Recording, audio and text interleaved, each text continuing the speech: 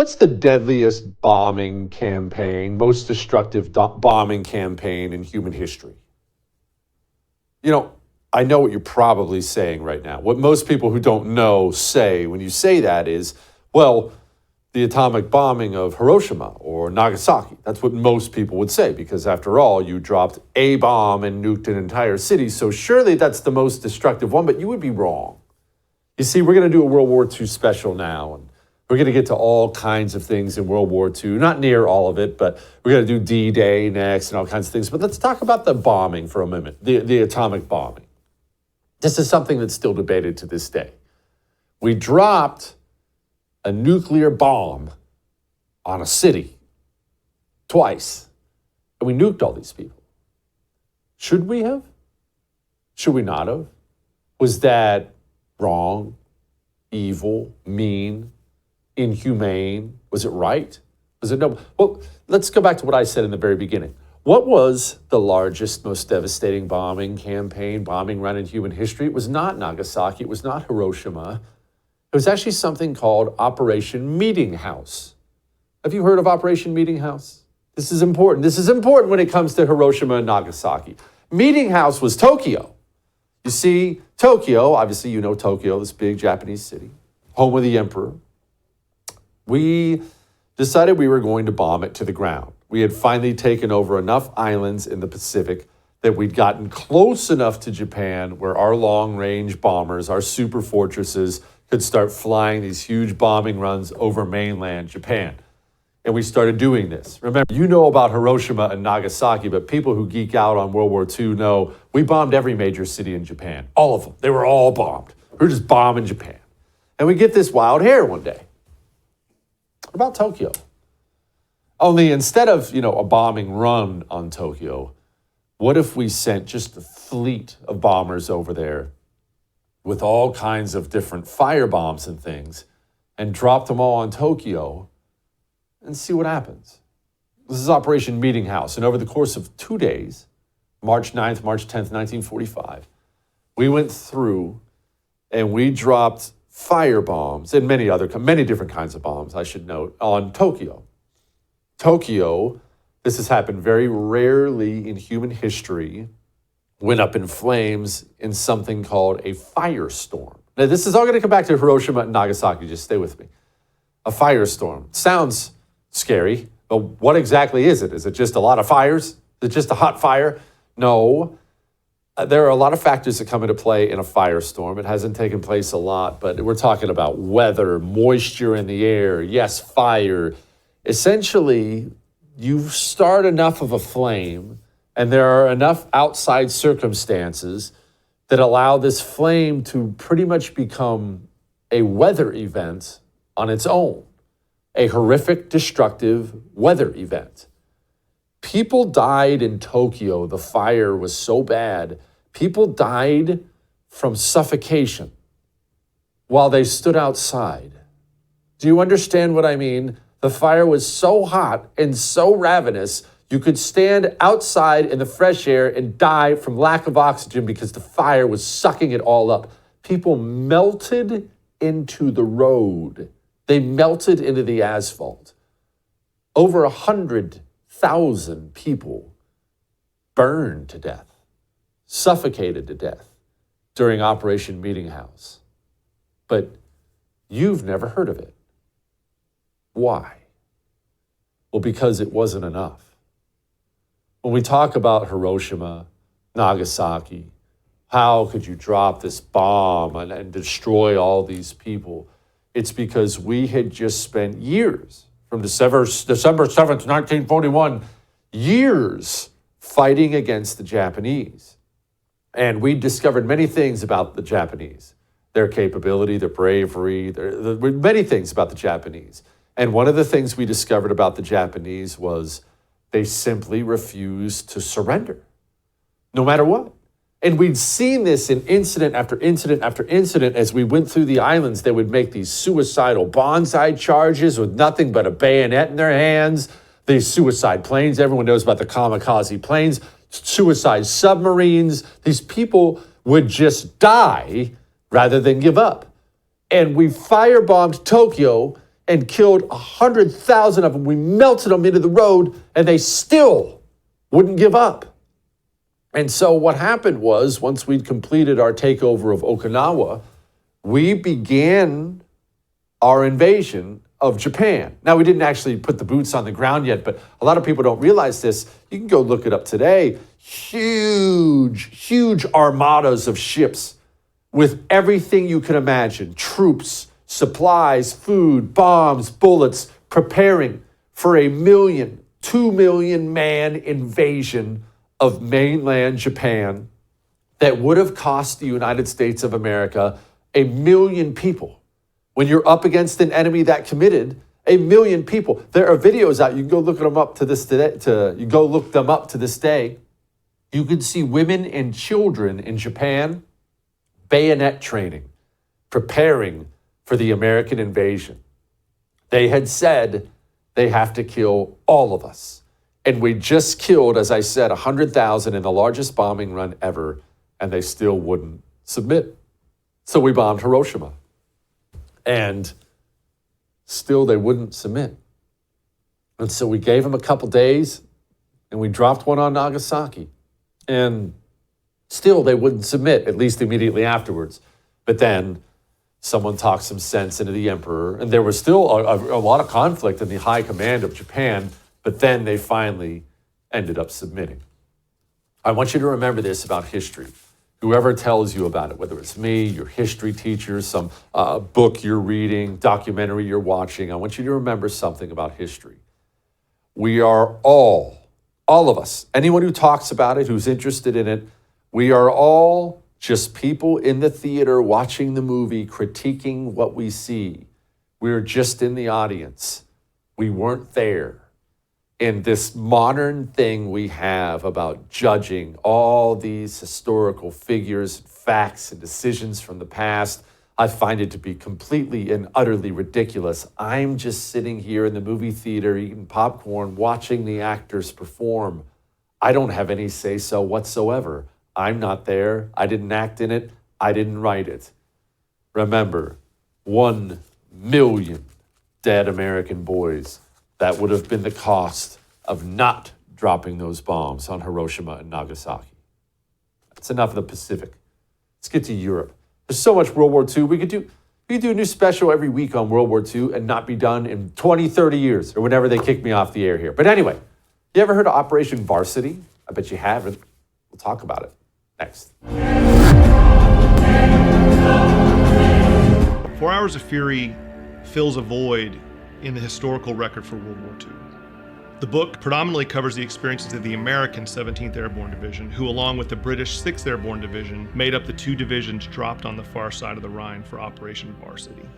The Air Armada was the largest assembled by the Allies in World War II. It consisted of over 1,500 transport aircraft, 1,300 gliders, 900 some odd British and American fighter escorts, and 240 bombers rigged to drop supplies. The title refers directly to the duration of the airdrop, from the moment the first paratrooper jumped out of the C-47 over Germany to when the last B-24 bomber dropped its cargo container. The result of the airdrop could be considered the largest bar fight in history. 17,000 troopers landed on over 2 divisions of German troops, and by that I mean literally on top of 2 divisions of German troops. It's important to remember that the German army was staffed by military professionals. Through their photo reconnaissance efforts, espionage networks, radio intercepts, they knew what was about to happen. They knew that Montgomery was going to drop airborne troops as part of his Rhine crossing. 4 Hours of Fury is the culmination of over a decade's worth of research. In that time, I interviewed dozens of veterans, Americans, Canadians, British, and German, explored the archives of 3 different countries, and ultimately walked the terrain itself in Germany. And all of this helped me gain a better understanding and insight into the events and sacrifices that took place on March 24th, 1945.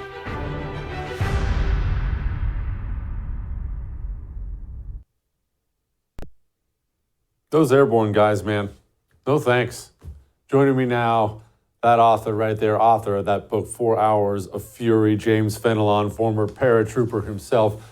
Okay, James, first of all, Operation Varsity. This is not an operation a lot of people have ever even heard of before, which is amazing. But for those who have not, what is it? Yeah, it's a fair point. So Operation Varsity was the airborne component of what was the largest river crossing in military history. So as the Allies were pushing their way out of Normandy, making their way across the rest of Europe, of course, they had the setback during the Battle of the Bulge that you and many of your viewers are probably familiar with.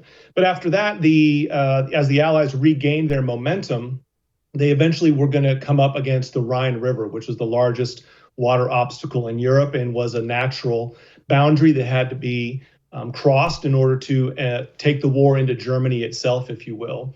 And it was at that time that the idea being the Allies were going to cut off the Ruhr industrial area, which is really where the industrial might of Germany was still belching out tanks and weaponry and anti-aircraft weapons. And so the goal of Varsity was to drop two airborne divisions. The American 17th Airborne was one of those. The other was the British 6th Airborne on the far side of the Rhine River in order to help secure that far side of the river as Montgomery then started pushing his divisions across amphibiously to land on the far side and then break out and start encircling and cutting off that industrial capability of Germany. Now, speak on that industrial capability of Germany, because people see the bombs and bullets and all those other things. They don't see that part of it. Speak on that. Yeah, I think it ties into kind of a general misconception about the end of the war, and maybe perhaps why Operation Varsity isn't as better known as I think it should be. But the war in Germany didn't really peter out, so to speak. And despite the strategic bombing campaign, the Germans were still putting out a fair amount of industrial capacity, and by that I mean still building aircraft, still building anti-aircraft weapons. Building tanks. Now, they did have challenges, logistically speaking, around fueling those vehicles, moving them by rail to the front, manning them with trained personnel. But I think it's worth mentioning that the last full year of the war, April of 1945, the Americans suffered just as many casualties as they did in June of 1944 when they landed in Normandy. So that kind of shows you that the attrition was pretty steady throughout the war, right up until the very end.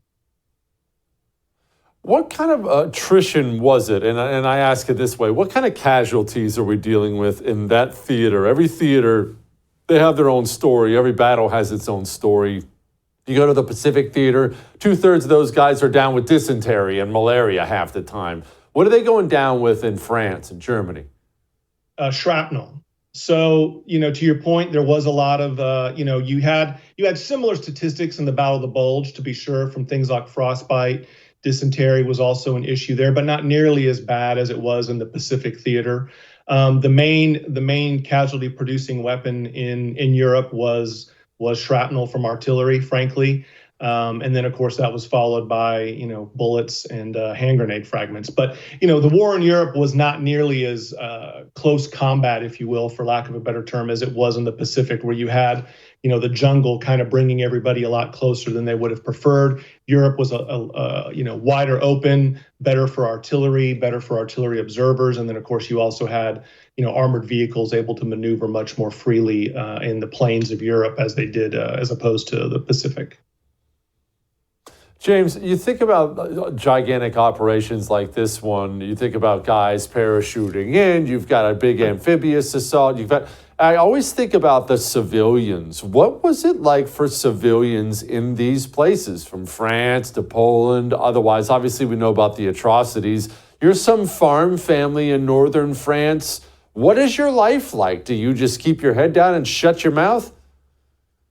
Yeah, it's a great question, Jesse. It's, and it varied a little bit, but, I'll start with your kind of the answer to what was going on in France and then contrast that with what happened in Germany and specifically with Operation Varsity. But to your point, you're a farming family, let's say in France or Belgium, you're under occupation by the Germans for years. So, obviously your lifestyle and your day-to-day life is going to be severely impacted by that. Of course, several, you had options. You could join the resistance or, passively resist, if you will, in your own way by not maybe producing as much vegetables or dairy as the Germans would have liked you to, because of course they're taking a lot of crops from France and Belgium to feed their own soldiers and things like that.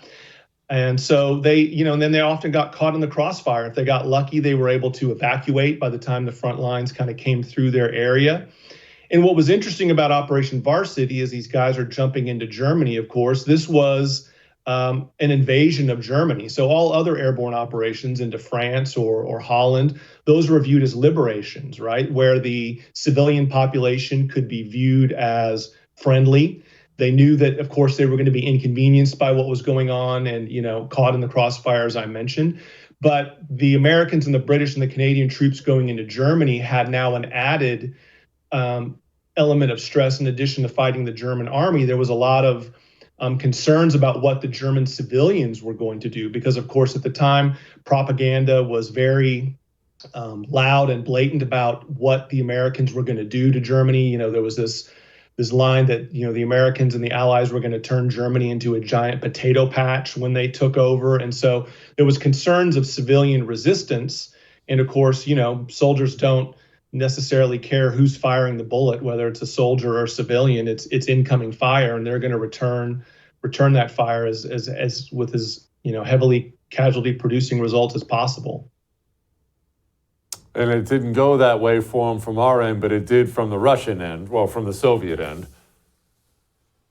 That's right. That's right. And that's another interesting comparison there. Of course, the war on the Eastern Front was by and far more brutal than it was in the rest of Europe, both from a weather perspective and to your there about just the brutality between the two aggressors.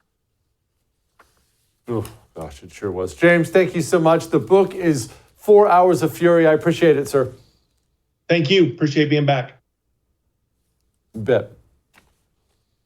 Good book. All right, we're not done. We'll be back.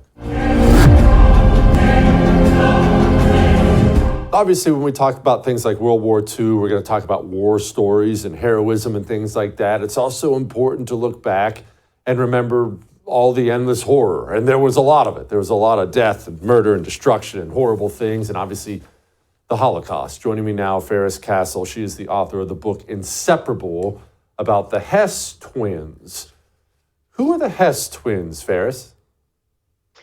The Hess twins, Stefan, now called Stephen, Stefan and Marion were born to their parents, Karl and Ilse, who were German Jews who fled to Amsterdam in the 1930s, fleeing Nazi terror.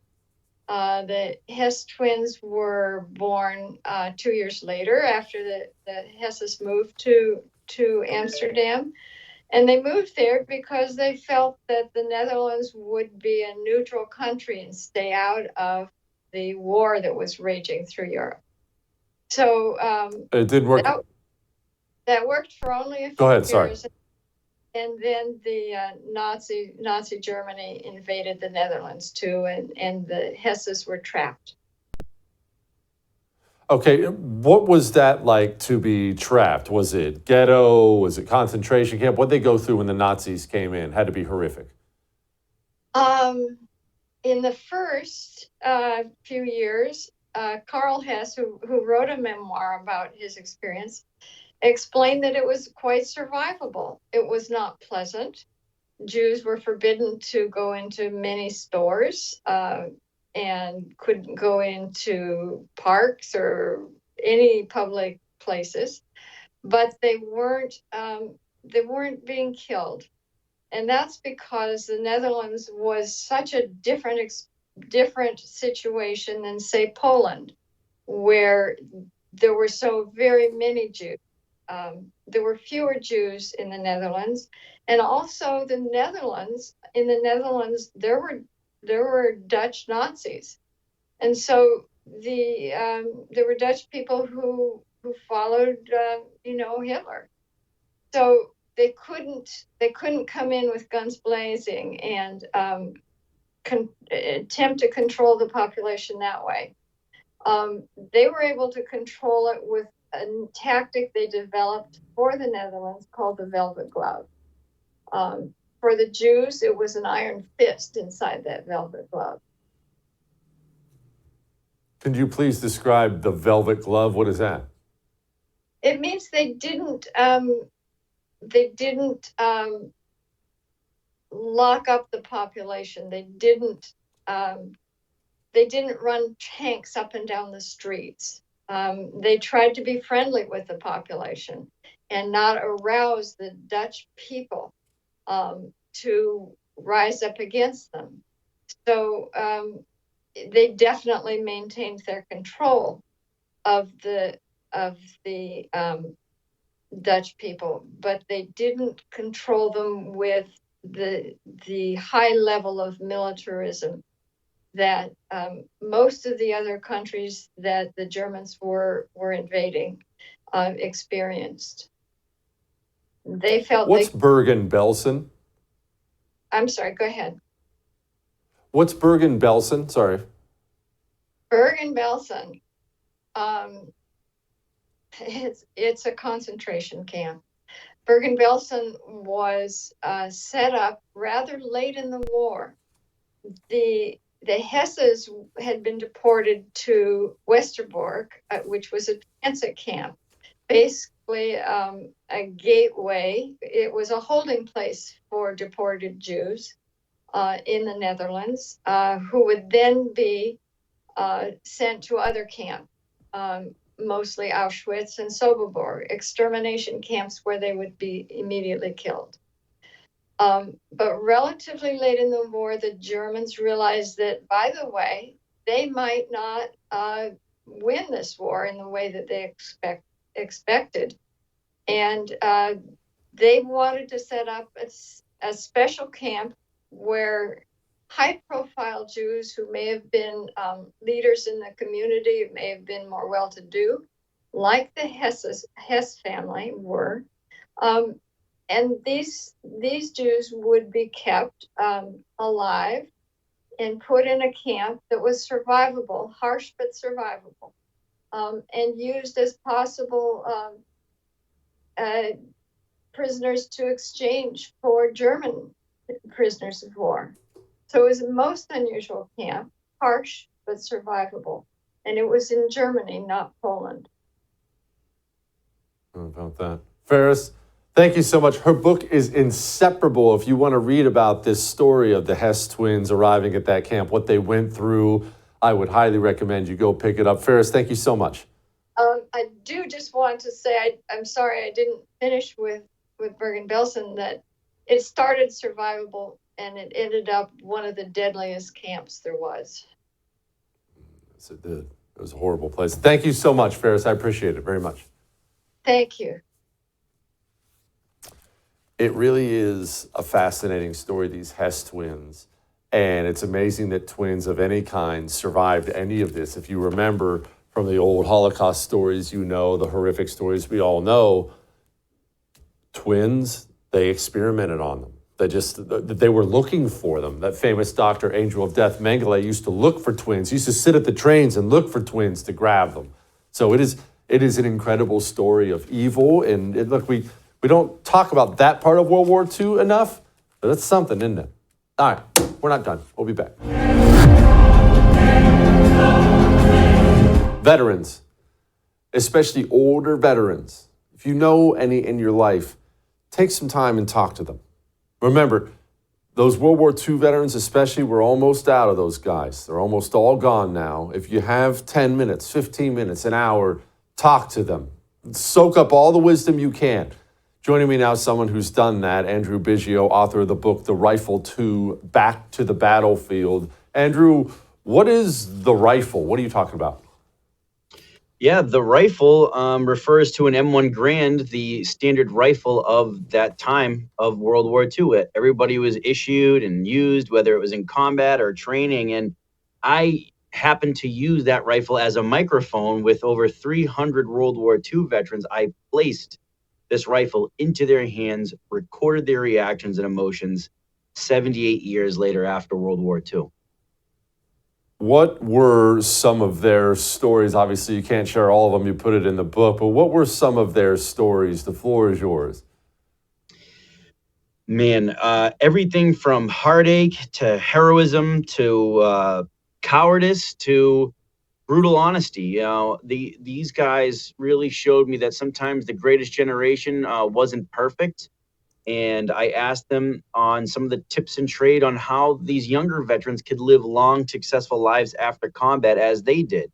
And I think it was the first time really that I've seen in history where the youngest generation of veterans, me, who served in Iraq and Afghanistan, got to sit with the oldest generation of veterans and say goodbye to them and the takeaways. And I'm looking at all the different veterans on the screen here, and it makes me sad because, as you mentioned, we are losing 900 World War II veterans a day, and our youth are never going to be able to hold a conversation with these men and women. What do they think about their service now as they look back? I know guys who served where we served, Iraq, Afghanistan, and others. They have mixed emotions, obviously, about their theater of war and what they did. But World War II guys don't generally seem that torn up about the cause of it, correct?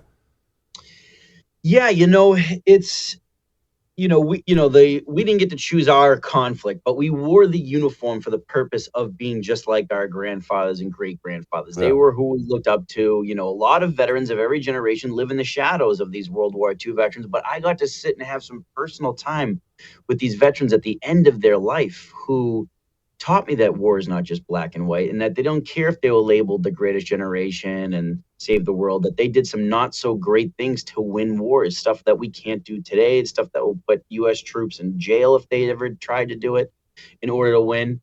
And I saw a lot of guilt. I saw a lot of sadness and about civilians being killed during World War II. This was a whole different war where you took ground. When you took ground, you owned it, right? The more you advanced, you owned that territory. You could drop as many bombs as you want. It didn't matter. Collateral damage didn't matter.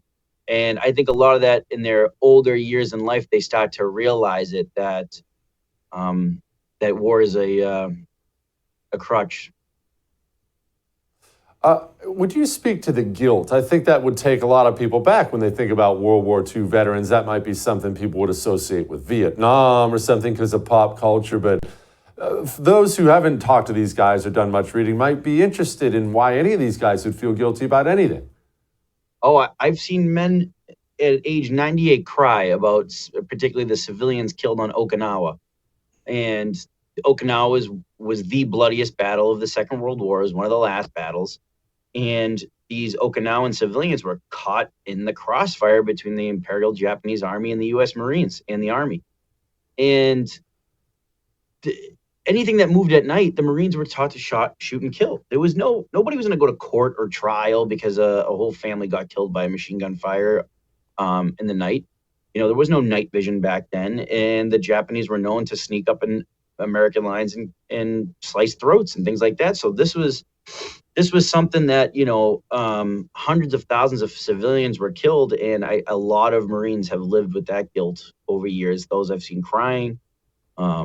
And then, of course, the things about collecting human war trophies. Over 60% of the bodies on Saipan, Japanese on Saipan, were missing teeth and skull fragments and things like that. And I think this has finally caught up with that generation.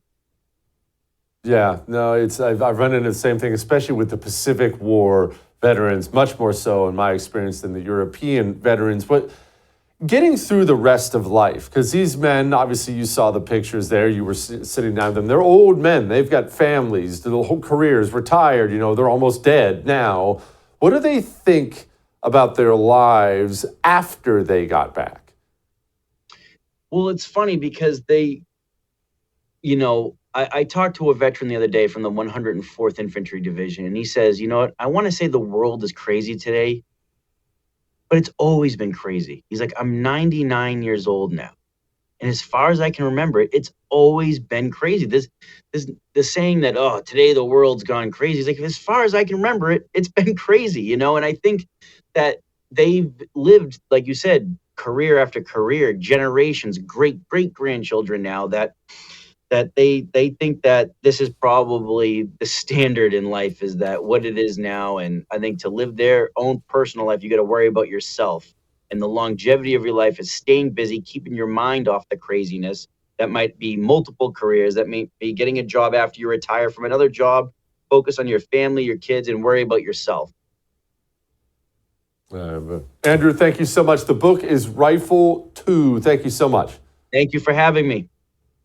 Appreciate it. All right, we got final thoughts next.